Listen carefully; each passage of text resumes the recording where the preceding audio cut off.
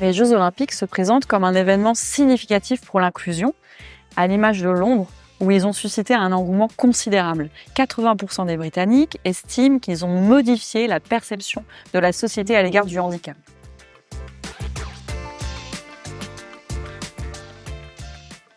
Alors après la Seconde Guerre mondiale, un médecin allemand organise des compétitions sportives entre ses patients paraplégiques blessés de guerre. Progressivement, ce mouvement se structure et devient les Jeux paralympiques. Terme officiellement utilisé par le Comité international olympique, le CIO, à partir de 1984. Ensuite, à partir de 1988, les Jeux paralympiques se déroulent sur les mêmes sites que les Jeux olympiques. En 1989, la création du Comité international paralympique, le CIP, marque une étape clé dans le développement de cette compétition.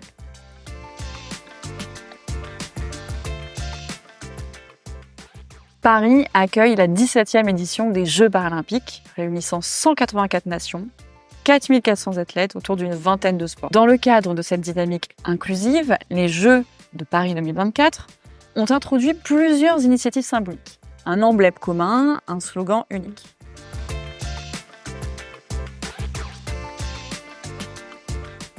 Les Jeux paralympiques de 2024 bénéficieront de 300 heures de diffusion, offrant une visibilité importante et participant à la création de rôles modèles essentiels pour encourager la pratique sportive, surtout quand on considère que 48% des personnes en situation de handicap n'ont pas l'opportunité d'effectuer ce type d'activité.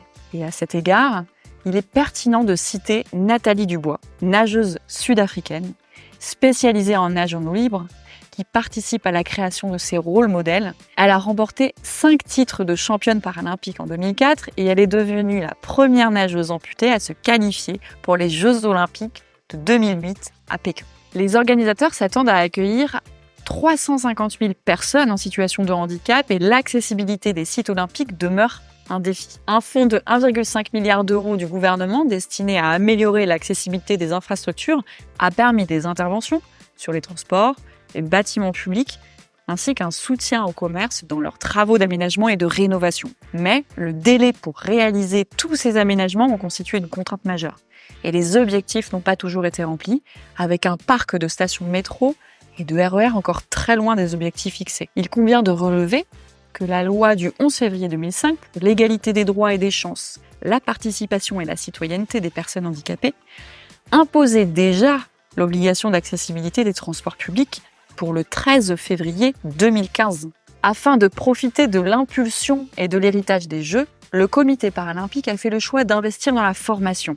Il a lancé en 2020 un programme Club inclusif avec le soutien du ministère des Sports et ce programme vise à sensibiliser et former les clubs sportifs pour l'accueil des personnes en situation de handicap avec l'objectif de créer plus de 3000 clubs inclusifs.